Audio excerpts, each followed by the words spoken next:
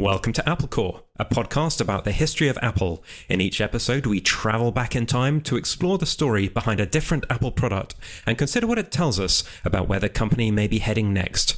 I'm Graham Bauer, a designer, writer, and long-time Apple user. And I'm Charlie Sorrell, a not quite so long-time Apple user, nerd, and technology writer. This episode is going to be about one of my all-time favorite iPhones, the iPhone 4. When Steve Jobs announced it, he described it as the biggest leap we've taken since the original iPhone. The reason that I picked it out was because it was the first iPhone that really established the pattern for all of the iPhone designs that have followed. It had a glass front and back. It had the antenna in these stainless steel edges. It was just a really beautiful design, and it came after the much more ugly and clunky looking iPhone 3GS. So to me, it was special in that sense. What do you think of the iPhone 4? I really liked it. Like you said, today's iPhone is very much based on that design, I think, or more based on the iPhone 5, I guess. But that was the refining of the 4 design. I think the 4 was the nicest design of all of them. It's the one that you most expect to see in a design museum or something like that. It's really got something to it, very interesting. Whereas before, the 3G and the 3GS were a bit kind of plastic blobby and cheap looking, and then this thing came along and it was amazing, despite, well, as we're going to get to, its various problems. That's what I thought too. I thought as a design, it was not only beautiful, but it had a lot of character. It was a little bit more quirky, I guess, than the iPhone 5. The way that the edges of the steel just stuck out a bit further than the glass of the top and bottom. It just had a much more distinctive design point of view, I guess, which I think they've become a little bit more sensible and have a little less character today than when you go back and look at the iPhone 4. Often Apple design is compared to classic Braun designs, and I don't think you necessarily see that in a lot of Apple stuff today, but I think it's very recognizable in the iPhone 4. Even stuff like the perfectly circular plus and minus volume buttons had a bit more character to them and were a little bit more interesting, to my way of thinking, than the design language in the iPhone today. It's Brown, by the way, not Braun. The English are the only people that say Braun. Oh. So, there you go. I can be corrected by German speakers. That metal band was super nice. It seemed really tough. It was like the whole phone was built into this tough steel band. I'm sure the phones today are tougher because the glass is better engineered for dropping and things like this. But that one really seemed like a tough old phone.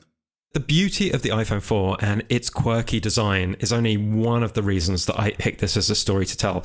The other reason is because there is just so much to tell about what happened with the launch of the iPhone, and a lot of the drama resonates to this day. To be honest, some of the story is a little bit stressful, and that's one of the reasons why I've been meaning to do this episode for a while, but I just kept putting it off because it's been triggering my anxiety, some of the things that after lots of meditation and careful preparation, I feel ready to take on the subject. So if you're ready, Charlie, buckle up and let's go. I'm ready. Excellent. Well, in the tradition of this show, I've got a couple of teaser questions to get you warmed up.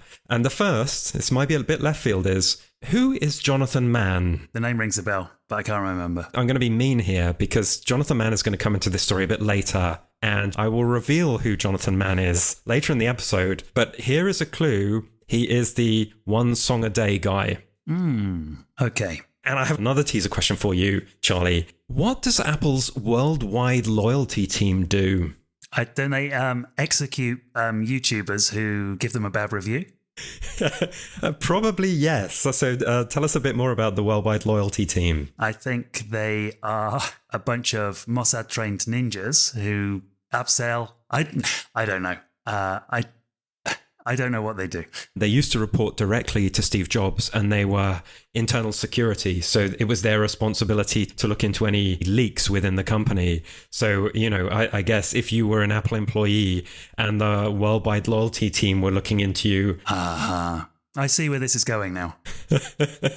So, that's the worldwide loyalty team, but I don't know if they still exist. I couldn't find any evidence to say that they do, but then I couldn't find anything to say that they've been disbanded either. So I think that is proof that they do exist. I think you're right. Then they're more scary than ever. Yeah. Yeah. So why are we talking about the worldwide loyalty team? Why are we talking about Apple security? That will become apparent very soon. But before we get into it, I wanted to set the scene as I usually do. So the year is 2010. Do you remember what you were doing in 2010, Charlie? I think in 2010, I was probably still writing for Wired Gadget Lab. I've been writing about the iPhone quite a bit, and I was still using a dumb phone at that point because I hadn't yet got my first iPhone. Back then, the charts were dominated by Lady Gaga, Bruno Mars, and Jason Derulo. And I distinctly remember Rihanna's Only Girl in the World was playing endlessly on a perpetual loop at my gym. So I'm going to take today's episode in chronological order, and there are 3 acts to it. So Act 1 is April 2010. Gizmodo, the tech blog, gets hold of a prototype of the iPhone 4 and publishes pictures. Act 2 is June at WWDC, when Steve Jobs officially announces the iPhone 4. Act 3 in July is Antennagate. People started reporting problems with the signal strength on their iPhone 4s. So that's on the menu for today's episode. Are you all set, Charlie? I'm all set. Excellent. So we'll start with the lost prototype, Act 1. Before we get into exactly how it happened, I wanted to kind of think a little bit about Apple security, because one of the things I think that is quite different about Apple today versus Apple back in 2010 is today we're used to getting leaks all the time. Before every Apple event, we pretty much know all the products they're going to be announcing, but it didn't always used to be that way. Apple's hardware stuff really leaks easily, I think, now, because they make so much of it, and they have to start so far ahead of time to reach the volumes. Yes. For an iPhone launch or something like that. And, the case designers are paying big money to find out what the phones are going to be like so they can make their cases for launch. And, that's a big money spinner. That is very interesting. I was actually going to get onto cases. Cases play a role in this. Mm-hmm. Before the iPhone 4, case manufacturers only got to make cases after the iPhone was announced. Mm-hmm. And after the iPhone 4, case manufacturers got advanced information about iPhones before they launched. So we're going to get onto why that is. But yeah, that change is one of the reasons why we now have less tighter secrecy on iPhones than we used to. And Apple under Steve Jobs was a far more secretive company. That's why I mentioned the worldwide loyalty team. He had this internal police force that policed Apple employees, and it was very much information on a need-to-know basis. And for the most part, it worked. Steve Jobs was obsessed with security. There were a few reasons why. One, I think, was that he just loved to have a big surprise during a keynote, right? He was the ultimate showman. Steve Jobs loved to present a new product. He loved to surprise and delight the crowd. And then also from a business perspective, these keynotes were generating lots of free publicity, and they enabled Apple to control the news cycle. They wanted to control exactly what was announced and when it was announced, and they certainly didn't want things leaking out at the wrong time.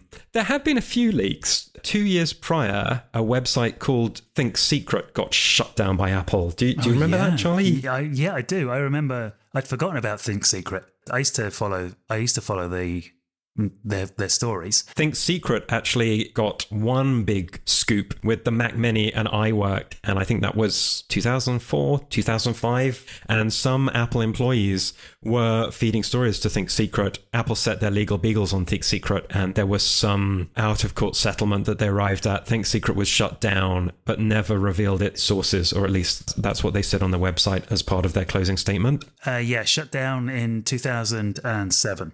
The leak of the iPhone 4 would be the biggest security breach maybe in the company's history. Gizmodo published photos of the iPhone 4 prototype on April the 19th, 2010. This was 2 months before Apple was planning to announce it. Now we're used to this regular cadence where new iPhones are always announced in September, but that wasn't the case back then. In 2010, the iPhone 4 was announced in June, and actually it wasn't updated again for another 15 months. So it was kind of irregular updates that iPhones had back then. So no one necessarily knew that the iPhone 4 was coming until Gizmodo spilled the beans with these photos in an article which was simply titled, "This is Apple's next iPhone." They published 17 photos, 2 videos, and a teardown. And they had John Gruber as a source. John Gruber said, "So I called around, and I now believe that this is an actual unit from Apple, a unit Apple is very interested in getting back. This is why it's triggering all of my anxiety. How did this happen? How was this invaluable iPhone prototype lost?" And it was basically a mistake that any of us could make, and I have made in the past. It was just left behind in a bar. It's as simple as that. Classic. Yeah. And after a boozy birthday I don't know if it was boozy. I'm assuming it was boozy, like birthday party at a bar. An Apple engineer had this test device with him and he left it behind. I'm, by the way, not going to mention his name because I just think the guy has been through enough. He doesn't need to be mentioned in random podcasts. This is not a random podcast, Graham. This is the premier Apple history podcast. He doesn't need to be mentioned in the premier Apple history podcast. Okay. He was at, oh my goodness, I'm not going to be able to pronounce this, Charlie, but he was at the Gourmet House Stout. Not bad. Stout. Stout. The gourmet part is a bit weird to add. Yeah, House Stout. The Gourmet House Stout. Stout. Say the whole thing for us. Gourmet House Stout. There we go. That's where he was at. This place sounds like it was in Germany, but in fact, it was in Redwood City, California, just 20 miles from Apple's head office in Cupertino. Apparently, it's a nice place to enjoy good German lagers. And it still exists today. I will include a link to its website in our show notes. But it struck me, if you're in California and you want to visit a place, you want to go and drink a lot of German beer and be a part of Apple history, then the Gourmet House Stout, very good, is the place to be. I can't believe it. All these years later, it's still there. And I actually really want to go now and maybe leave a phone behind and see what happens. Do you think that they've got like the stall marked so you can have your photo taken on it? They should. There should be a plaque or something. Yeah, the way I imagine it happened was it was in his pocket and just slipped out and ended up left on the stool. He was actually texting with it while he was there. And I find this so sad, and I just feel for the guy so much, that the last text message, according to Gizmodo, that was on his phone was, "I underestimated how good German beer is." Which I find so sad. And it's like, oh... Anyway, so... That'll be a good epitaph, actually. I underestimated how good German beer is. This was a field testing unit. This Apple software engineer was working on iPhone baseband software. It's a little program that enables the iPhone to make calls. And this was his dream job. The guy was in his 20s. He was an Apple fan and he had always wanted to meet Steve Jobs. So he just basically left the phone on his bar stool when he left, and someone else picked it up and took it away. The phone was cunningly disguised as an iPhone 3GS. Mm-hmm. And this is pretty incredible, but they'd actually designed a sort of like a fake bodysuit for this iPhone that kind of wrapped around it, that made it look like the shape of the previous model, the iPhone 3GS. But do you think, if he was a baseband engineer, he's obviously had to have it out and about to test that the phone worked. But because it was in this case, it meant that he wasn't touching the antenna band or, holding it wrong. So this was going to be my big theory, and you've already got there. But yeah, I completely agree. Yes. If you want, I can pretend I didn't say it. No. That's fine. You're just preempting all of my good stuff. We will leave this in because it just shows how smart I am. Yeah, shows you're playing chess and I'm playing drafts.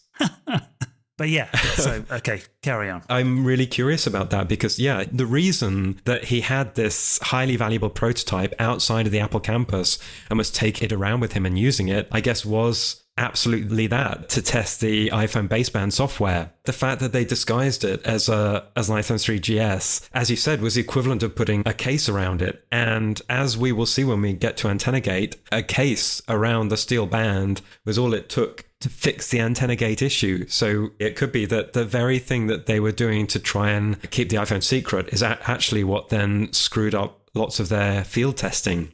Okay, so according to Gizmodo, the guy that found the iPhone 4 prototype tried to return it to Apple, but he just couldn't get anyone senior enough to speak to about it. And he didn't think it was worth returning it to just someone in the Apple store because he didn't trust that they would know what to do with it. Mm-hmm. So he decided to sell it to Gizmodo for $5,000. You can make of that. It's the obvious next step. When Gizmodo received it, what they said was they didn't know what they were buying at that point. They thought maybe it could be an Apple prototype. It could be a knockoff iPhone. They didn't know what it was really until they got it. They got their hands on it and they took it apart. And as soon as they took it apart and realized it was the real thing, then they contacted Apple and asked if they wanted it back. However, they did go ahead and publish the story with all of the photos. What do you think about that? What do you make of this whole thing? I think to understand it, you have to think about the state of tech journalism at the time. It was very much about breaking stories, being somewhere first, getting the first hot take on things. Back then you had Gizmodo and Engadget, who are the arch rivals. Yeah. And they were huge. Gizmodo was definitely kind of like the bad boy. They had one incident at CES where they had a TV Be Gone, which was this little thing that sent out infrared codes one after the other, which were the TV switch off codes for pretty much all televisions. And the idea was you could point it at a TV, you'd have it in a bar or something, and if the TV was annoying you, you could just press this thing and it would switch off the TV. And they took it to CES on the main floor and fired it there, and it just pretty much switched off all the TVs. And there was a lot of trouble. These days, they probably get sued heavily for it, but at the time, they got in trouble. But I don't think they lost any money from it.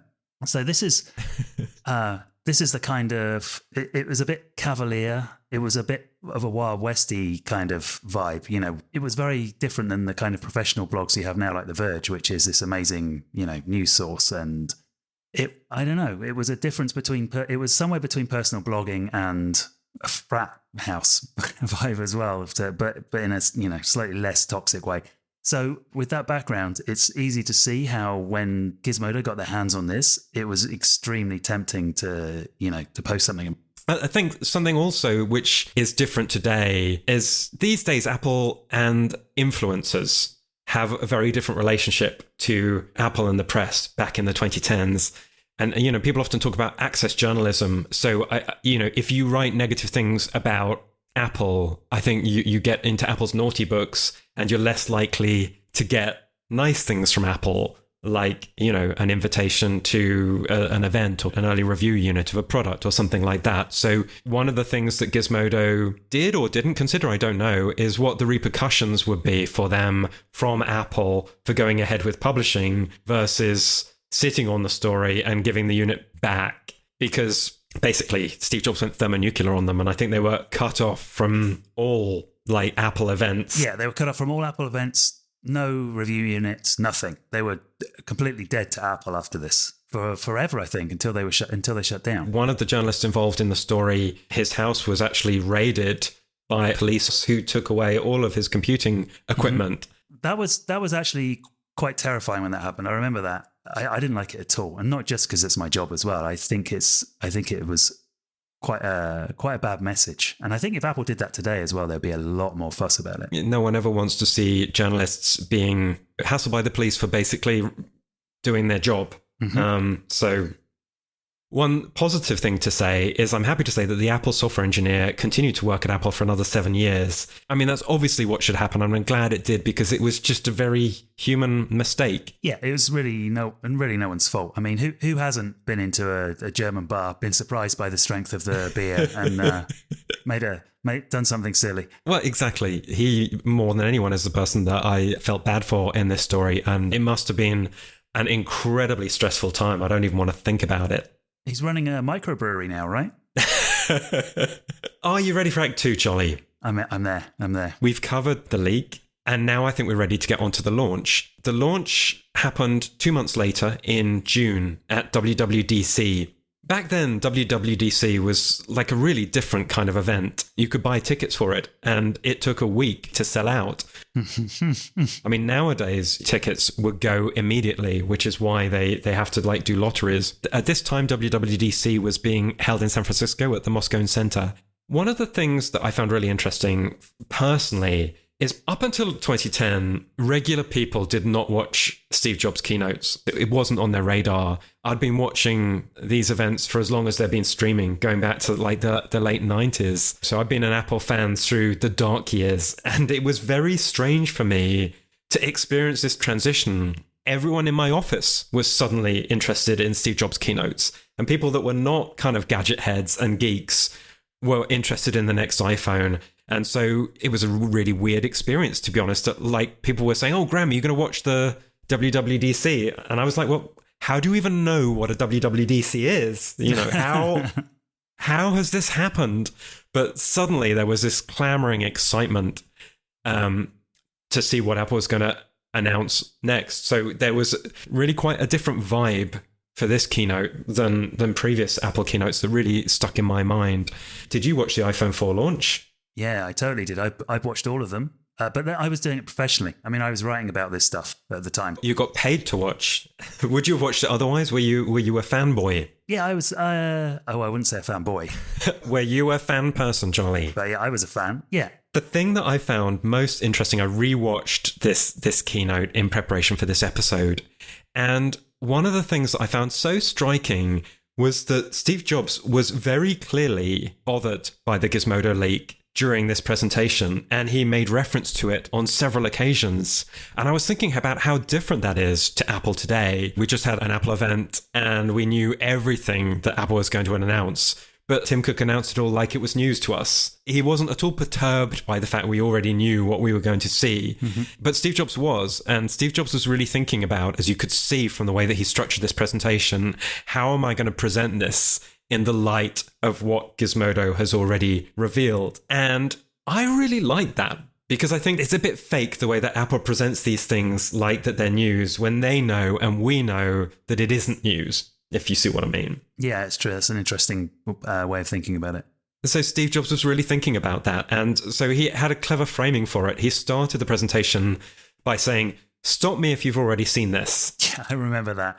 Everyone in the audience burst out laughing. And it was a genuinely funny moment. And that also made me think, Steve Jobs had the capacity to be funny in a way in which I think a lot of when there's humor in Apple events today, it feels more like fake humor. It feels like corporate humor. Craig Federighi, who's so great on stage when he's live. In the video he's been coming across recently as a little bit, I don't know, sort of dorky corporate. You expect them to kind of do high fives with each other. He when he said awesome, it was painful to see it. I agree. To me, stop me if you've already seen this, worked on so many levels because it was funny. It was unexpected, because I don't think people necessarily expected that Steve Jobs was going to refer to the elephant in the room. Mm-hmm. And I like the fact that there was an edge to it as well, that Steve Jobs didn't really conceal the fact that he was a bit annoyed by it.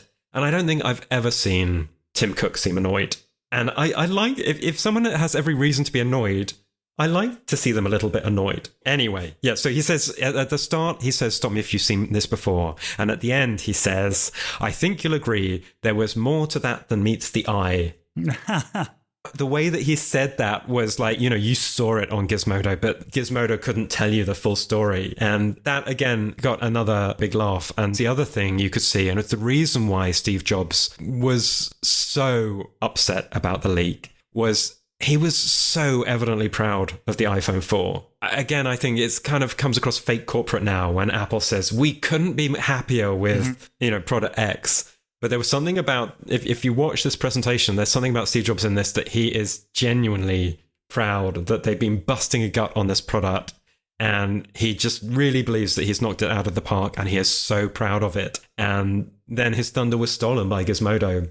He said there were well over 100 features in the iPhone 4, and he said it was the biggest leap since the original iPhone. But he highlighted 8 features in the presentation, but I'm not going to dwell on all of them because some of them, like iAds, were actually really boring. He talked about the design as one feature, which we've discussed. It was awesome. Another reference that Steve Jobs made to the Gizmodo leak was he showed a picture of the side of the iPhone 4. And do you remember on the side it had these like black lines? Do you remember those? I do remember those. They were in order to separate the different antennas. Exactly. Yeah, so there were 3 antennas which made up the steel edge of the iPhone, and each of those antennas was separated by I don't know if it was rubber or some kind of insulating black material that kept them apart. Steve Jobs highlighted these black lines on the side of the phone, and he said, because there have been a few photos of this around, people have said, "What's this?" Some even said, "This doesn't seem like Apple."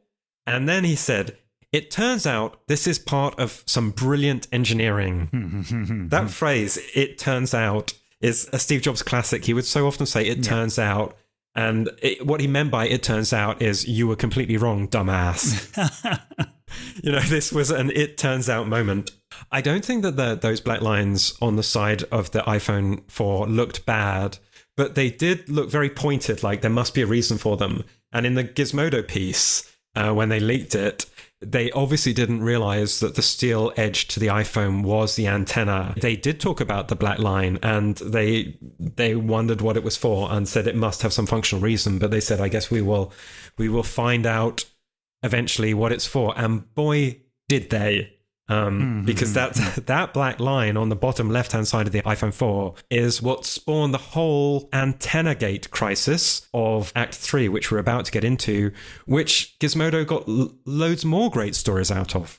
But we will get on to that in a second. Then he talked about the Retina Display. What did you think of that, Charlie, when the Retina Display came out? I thought it sounded very interesting. I used to read books on my iPod Touch, so I could definitely appreciate the idea of having something that was a lot higher resolution. I was stunned by it. No one had seen computer displays like this before. They had doubled the pixel resolution, so it was twice the resolution of the previous Apple display, and they claimed that at its 300 pixels per inch resolution, it was at the limit of human perception so that you couldn't see the pixels. Now that bit, I don't know where they got that from, but that's just nonsense. As a graphic designer, I would say, when you design line art, the equipment that you use for printing it, the image setters, they're either at 1200 DPI or 2400 DPI, and they wouldn't be at that resolution if you couldn't see it. Actually, if you look at text at 300 DPI, it's very jaggedy. I think the difference is a screen where it's glowing is a little bit more fuzzy, so that makes it a bit harder to see. My eyesight is not what it was, but I definitely could see the pixels back in the day. In 2010, I could definitely see the pixels on the Retina display. But you'd have to go up close to see them. When you were just using it, you didn't really notice. It was a bit of Apple hyperbole for sure, but in comparing pre-Retina to Retina, I mean, I still use a pre-Retina MacBook Air, the one that I've got Linux on. Oh, yeah. And it looks great, but when I come back to my MacBook Pro, the difference is huge. Yeah, it is. I mean, I could see the pixels on both, but on the Retina display, it was easy to just not notice the pixels. Whereas I think prior to the Retina display, you were always kind of conscious it was a computer display. When Steve Jobs was doing the demonstration of the Retina display, he tried to load the New York Times in Safari on his demo unit, and it couldn't load because he didn't have enough bandwidth.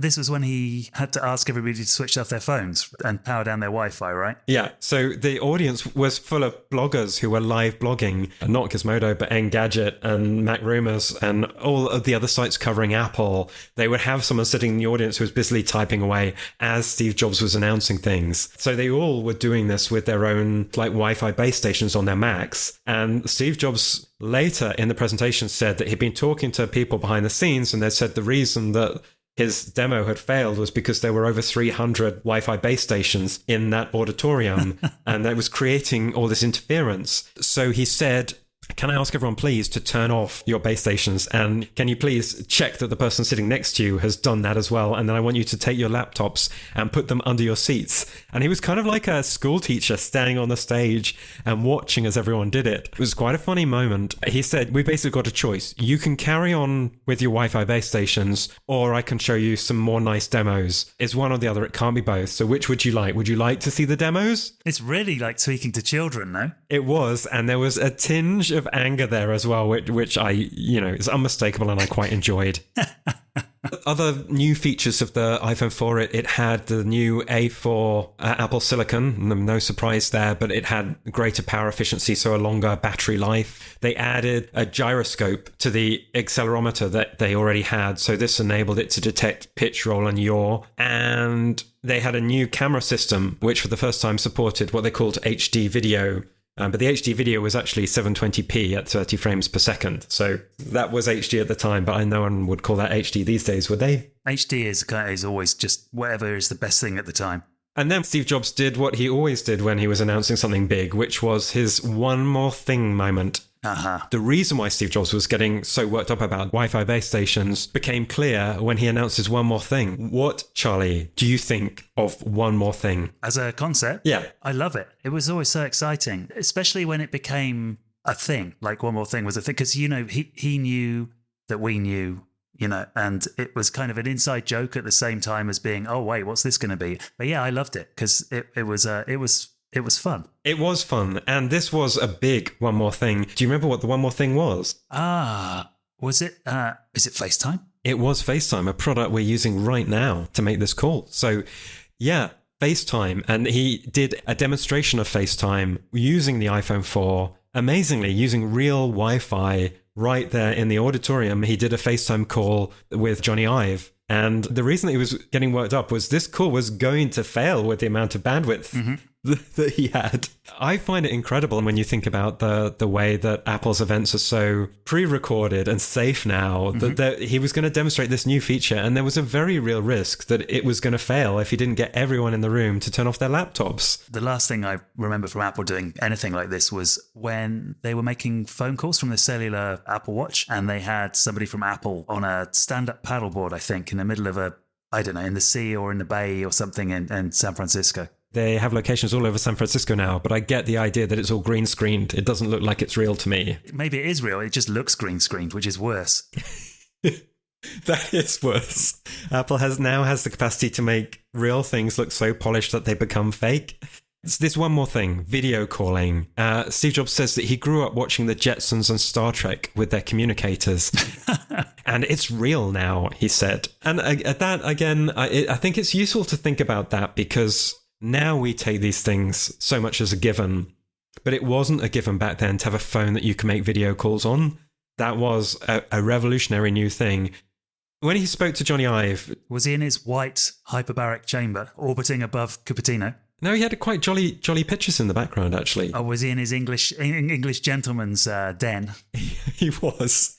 And it was unscripted, or it certainly came across as unscripted, which I was surprised by. And Steve Jobs mentioned the problem of the Wi-Fi interference when he spoke to Johnny Ive in the demos. It was like a real call that he had with Johnny. FaceTime was the biggest news of iPhone 4 because this was the very first iPhone to have a front-facing camera, and it was a new thing with smartphones as well. The last thing I wanted to say before we finish Act 2 was Johnny Ive's video. You know, like at the end of these product launches, they would show a video with Apple execs in front of a white background, and they were talking like really gushing way about the product. And there was no one that gushed about products more or better than Johnny Ive. I think Johnny Ive was never really the live presenter guy. So he was always the dude that they got to talk on these promotional videos at the end. It was like I think of it as like a picture of Dorian Gray, whereas like in order to be so minimalist in his design, he's utterly maximalist when it comes to gushing about his designs. He does. There's no shortage of hyperbole. And I'm sending you, Charlie, what he said about the iPhone 4. You want me to read this? Yeah, could you read that out for us? And can you read that, and can you try and do a Johnny Ive impression? I can't. I don't. Well, I can do the accent. The iPhone 4 is so much more than a new product. This will have a lasting impact on the way we connect with each other. I love that. I felt like Johnny was in the room with us. I love this idea that iPhone 4 is so much more than a new product. Yeah. It's kind of like, it is a new product, Johnny. Yeah, I mean, I don't understand. That doesn't make any sense. Anyway, Act 3, Antennagate. Now we're moving into July. June was the WWDC 2010. July 2010. Stories are starting to emerge of users claiming calls are being dropped or that they're having problems with the signal on their phone. Do you remember this? I do. Like you said, it was the first gate. I can't remember any of the specific stories, but there was a rising amount of people complaining about using their phones, calls would be dropped, and there were lots of pictures of the signal strength, you know, the bars. When you were holding your phone, you'd get fewer bars. And I think at some point, didn't Apple actually just change how the bars were displayed so it looked better? That was part of it, yeah. You're preempting the story there. Foreshadowing. Gizmodo, I guess, smarting from Steve Jobs' anger and cutting them off, they really ran with this story of Antennagate, but they weren't the only ones. It was a huge news story, and it was not just in the tech press, it was getting into the mainstream press, because at this point, iPhones had become very mainstream. So everyone was talking about this issue of if you held the iPhone in a certain way, you would lose signal and sometimes calls would cut out. There was more and more chatter about this, even to the point that some lawyers were starting to get together people for a class action lawsuit to sue Apple. At this point in July, Steve Jobs was in Hawaii on vacation with his family, but he had to come back to do a special press conference to address this issue because there was so much noise around this. So people worried that there was a problem with the antenna that Apple just couldn't stay silent. You remember at the top of the show, Charlie, I asked you about Jonathan Mann, the song-a-day guy. Yeah. This is something else that Apple would never, ever do today. They started the press conference with a YouTube video that Jonathan Mann had posted. And Jonathan Mann is one of these people that does novelty songs, like Weird Al Yankovic, or Flight of the Conchords as well was the other one that it kind of reminds me of. So Jonathan Mann did novelty songs, and he was doing this project at the time on YouTube called A Song a Day. So every day he would post a new song that he composed, sang, and did all the instruments and stuff, everything himself. And a few days before the press conference, Jonathan Mann had done a song about Antennagate, and it was quite funny. And I remember it was being shared by a lot of people. Social media was really just emerging at that point. But this was, I think, one of Jonathan Mann's first songs to go viral. And Steve Jobs ran this at the start of the press conference. Mm-hmm. The chorus goes, "If you don't want an iPhone 4, don't buy one. If you got one and you don't like it, bring it back." How did he come up with those amazing lyrics? I mangled that. It sounds much better when he's singing it. It's like a refrain. If you don't want an iPhone 4, don't buy one. If you got one and you don't like it, bring it back. But then he says, "But you know you won't." And he kind of whispers it conspiratorially, like, you know you won't take it back. And I think that Jonathan Mann nailed it with that, because there was all this fuss about, oh my goodness, this disaster with the antenna. But in reality, everyone loved their iPhones, and people were making calls with their iPhone all the time. I'd never encountered anyone who had a real world problem with their iPhone 4, and no one wanted to return them. I think everyone is enjoying the scandal, but I do not recall anyone actually having a problem with their iPhone 4. The last thing to say on Jonathan Mann and Steve Jobs playing this song at this press conference, the song said, "If you don't want an iPhone 4, don't buy one." It was so funny that Steve Jobs would run that. Tim Cook would never run a sentiment like that. No. And there was a sort of ego confidence to Steve Jobs that he knew that his stuff was good. Mm-hmm. He knew that it was good. I think that's why he was really annoyed, not just that his Hawaii vacation had been interrupted, but that he knew that the iPhone 4 was his very best work. And even if there was this issue, it was not a big issue like it was made out to be. So I'm going to take you through just a very quick summary of what Steve Jobs said in response to this. He starts off by saying, "We're not perfect. Our phones aren't perfect. Ultimately, what Apple wants to do always is to make all our users happy. If you don't know that about us, you don't know Apple. We want to make all our users happy." Mm-hmm. And he said that in such an intense and serious way that it really came across as he meant that.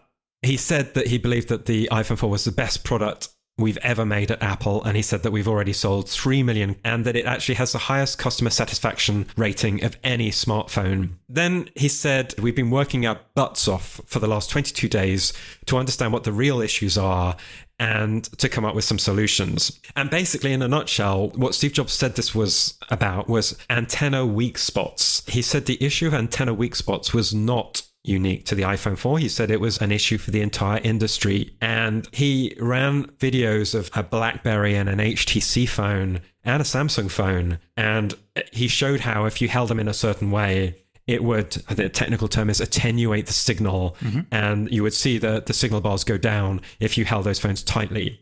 That seems to be true. I was Googling around that a bit. See, is that correct? Was that challenged? It wasn't challenged. I think those videos were true as far as they went, but there is a but. The difference is, in order for the iPhone signal to be attenuated, you didn't have to hold it tightly. You just had to put your finger in a very certain spot.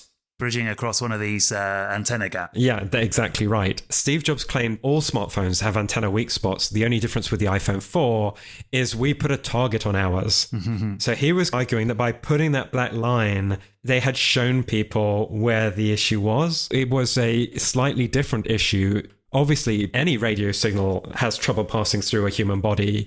It might pass through a finger more easily than it's going to pass through your torso. But if you wrap your hand around a phone, then less of the signal is going to get out of the phone. It is an issue for all phones, but most phones have like a plastic exterior wrapping around the antenna. You can't actually physically touch the antenna, which you could with the iPhone 4. Yeah, it does seem like if you bridged the gap between two of the antennas by putting your finger across the black bar that separated them on the bottom left-hand side of the phone, the signal would immediately drop And Gizmodo ran videos showing this very thing happening. And I think, from what I can see, that was a real issue that did happen if you did that. I would say, again, I had an iPhone 4. I used it for 15 months until the next iPhone came out. And I never had a bad problem with the signal, and I didn't use a case. So whilst I think maybe it was true, if you specifically put your finger there, you could have a problem. In real world use, you didn't usually, or certainly I didn't usually end up putting my hand across that bar. And Steve Jobs then dug out some stats that kind of support that will be the case for a lot of users. He said 0.5% of iPhone 4 owners called AppleCare with issues to do with reception or the antenna. And he said, historically for us, that's not a large number. He also talked about the AT&T return rate, which was 1.7%, and compared favorably with the 6% return rate of the previous iPhone, the 3GS. I got a sense of some cherry picking of the statistics that was going on there. But nonetheless, I don't think you could change the overall picture, which was that if it was an issue, it wasn't a huge issue. Because if it was a huge issue, you definitely would have had more people calling AppleCare about it. He said that AT&T monitored dropped calls. The iPhone 4 was dropping 1 call per 100 more on AT&T than its predecessor, the iPhone 3GS. Mm-hmm. Jobs was saying it showed that it was maybe an issue, but it was not a very big issue. And he had a pet theory for why it was an issue. His rationale was cases. And this goes back to what you were saying before, Charlie, which was that when the iPhone came out, initially people were using it without a case. And the reason was because of Apple's secrecy, they didn't provide the schematics that case manufacturers needed in advance of the launch of the phone. And that had the advantage of it enable them to keep the design of the phones much more secret. These days, Apple provides schematics for the new iPhones to the case manufacturers months in advance. And although the case manufacturers are not supposed to leak that information, it invariably does eventually leak out from someone. And that was precisely the reason why Apple didn't brief case manufacturers in advance up until the iPhone 4.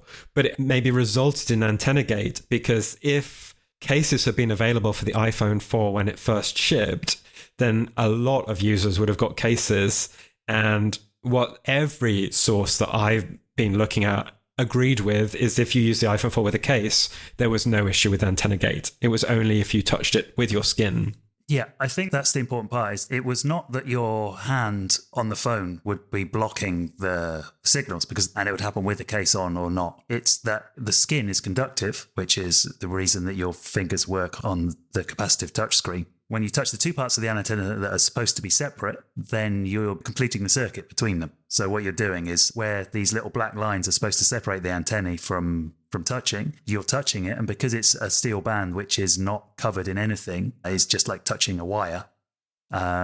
You're completing a circuit, and the harder if you squeeze hard, then you make a better contact. That's the problem. So if you put a case on it and cover up that band, so you're not touching it, or you're not touching two parts of it simultaneously, then you're fine. Apple never acknowledged that, but from all the coverage at the time that I was reading, that seemed to be the consensus view of what the issue really was. Interesting, you said the skin was conductive on the finger. Mm-hmm. I once got told off by Apple PR because I wrote a story about Apple Watch, and I said that the touch-sensitive display went haywire if you put it in water, which is why you had to have this waterproof mode, which Apple Watch has to this day.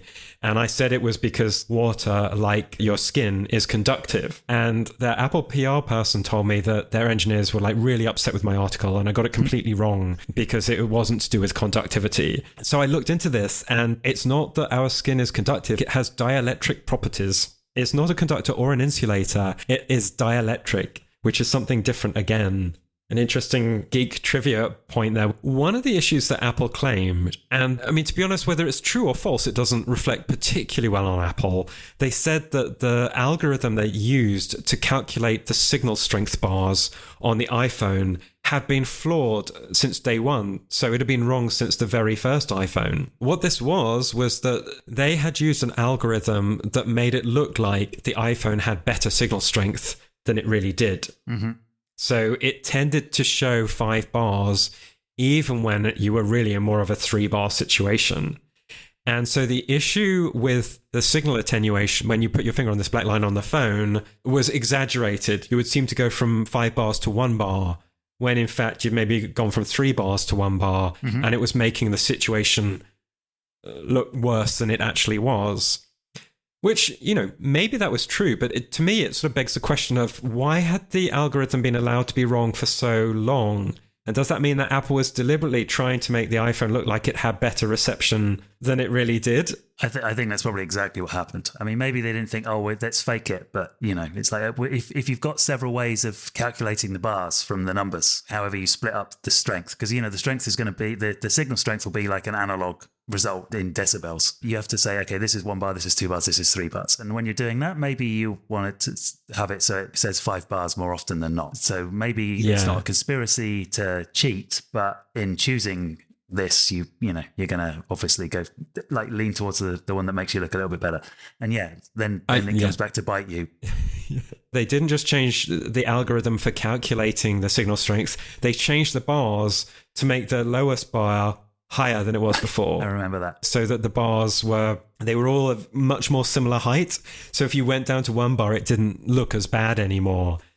One of the interesting things that I didn't mention in Act 2 of the launch was that Apple had introduced their own rather novel case design for the iPhone 4, which were called bumpers. Do you remember those? Can you describe what a bumper was? Yeah, the bumper went around the edge and it didn't have a front or a back. It was just a rubber band and just covered up the edges of the phone and slightly stuck in to stop it from sliding off. It had, a little ridge at the front and the back. It looked like a small rectangular tyre. Yeah. They were shiny, which is what I didn't like. I think they could have looked cool if they were more sort of matte rubber, but they were shiny and I thought that looked a little bit tacky. But they were designed specifically for this unique form factor of the iPhone 4. And it was nice, I guess, that they didn't cover up too much of the device. You could see more of it than you could with a traditional case. One of the things Steve Jobs announced was, in addition to this software update, which was going to fix the issue with the bars, Steve Jobs said that he was going to offer everyone who had bought an iPhone 4 and was having issues with the antenna a free case.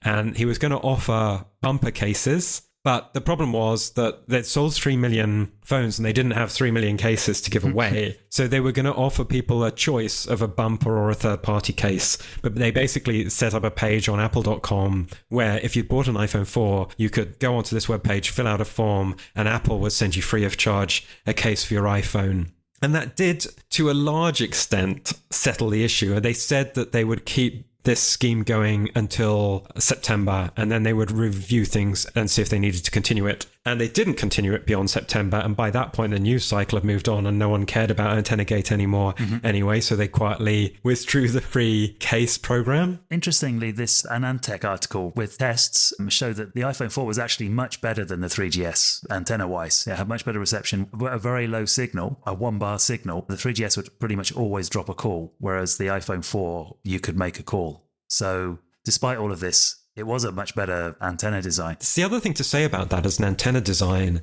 is that has endured. The iPhone to this day uses the steel band around the phone as the antenna. There were a couple of iPhones, I think the iPhone 8 and the iPhone 10, which had rounded edges and didn't have the steel band. But it's a design that almost every iPhone since has used. And I can only assume that they found some kind of varnish, non-conductive surface to paint on top of the steel to stop this issue from happening, because my understanding is this is no longer an issue. One thing that Steve Jobs said at the end of his press conference, he said this thing which I found so funny. He said, "I know it's fun to have a story, but it's less fun when you're on the other end of it." Yeah, poor Steve. Poor Steve. I don't know if he was aiming for sympathy from the cynical journos in his audience. I doubt that he got it. Definitely not from Gizmodo. They wouldn't have been in the room. Another thing that was funny about this event was, do you remember the white iPhone 4 was announced at the same time as the black iPhone 4? I was going to mention this at the beginning. It took a long time to come out, didn't it? There was some problem with making it the color consistent or something like this. It ended up coming out almost just before the iPhone 5 came out. I think it was almost before the 4S came out. The 4S, sorry, yeah, the next model, that's what I meant. It was early the following year, so over 6 months later, that the white iPhone came out. I think Steve Jobs' presentation there was really a masterclass in Steve Jobs and the way that he marshaled the facts and presented the best case that he could with the information that he had. The setting as well was very good for this. They took the journalists into the test chamber for the antennas, no? They did, yeah. That was where they held the event. So that was a very smart move. They told us that it was a very secret chamber, deep in the bowels of the Cupertino campus. Yeah, they described it as a state-of-the-art $100 million antenna testing facility with 17 anechoic chambers. I've never heard of an anechoic chamber before, but they look kind of cool. Yeah, an anechoic chamber is a chamber that's designed to absorb everything. So if you go into one, it's utterly silent. It really showed how serious Apple was about, it's like, wait, if they've got this facility, surely they must know what they're talking about. Because still at that point they had only been making phones for a few years, so you could think, well, maybe they don't know how to make an antenna properly. Yeah, I remember when the first iPhone came out and people thought there's no way that Apple can compete against the likes of Nokia because making a phone is such a specialist thing and Apple knows nothing about it. Yeah, there's no way these PC guys are just going to walk in. Yeah, exactly. And this was only like 3 years later. And so, yeah, Apple did have something to prove there.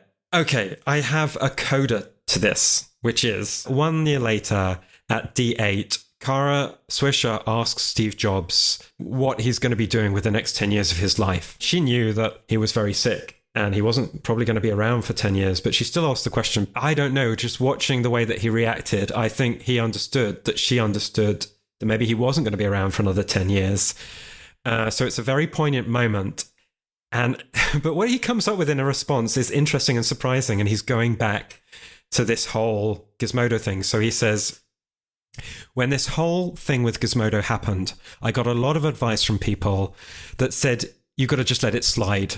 You shouldn't go after a journalist because they bought stolen property and they tried to extort you. Apple is a big company and you don't want the PR. You should just let it slide. And I thought deeply about this, and I ended up concluding that the worst thing that we could possibly do as we get big and we get a little more influence in the world is if we change and we start letting it slide. I can't do that.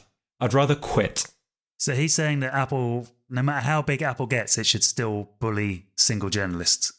Well, I mean, he actually said it was maybe not the best example, but he was going to go with it. Mm-hmm. So I think that letting it slide was part of a broader point. I can't see any moral justification for harassing journalists, right? So I'd say that. I'm not going to excuse anyone for that.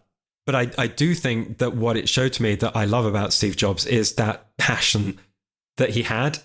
And I genuinely believe what he meant in terms of I would rather quit. If you look at it from an objective perspective, I think you could have issues, and you should have issues in harassing journalists, okay? But I also, if I look at it from Steve Jobs' perspective, I think what he thought that he was doing was sticking up for his work and sticking up for his team and sticking up for himself. And, when he talked about them working their butts off to do this stuff, I think that was the truth. And he was so proud of the work that his team had done on iPhone 4, and he felt that they had really nailed it. And I think what he means here by letting it slide is about not sticking up for our work, not fighting the fight. People called Steve Jobs mercurial, and I think he was. And, he would be annoyed when people did things that pissed him off. And so another would obviously be when Google redesigned their Android phones to look like iPhone, and particularly the Samsung one. And, he said that Apple should go thermonuclear on them.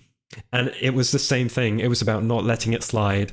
And that was actually about sticking up for his work. So on the one hand, while you've got this side of Steve Jobs where he says he loves users and he wants to do everything to make users happy, and I think that's true, if you get in the way of him doing that, he's going to have really the sharpest elbows you could possibly imagine. Of course, it was just a few months after that interview that Steve Jobs passed away. And so this iPhone 4 was like his last big thing, I guess, And so that's another thing to factor in when we think about the whole story. This was, from Steve Jobs' perspective, a life and death last chance to add to that ding that he was making on the world. And, I think that's part of what the iPhone 4 was.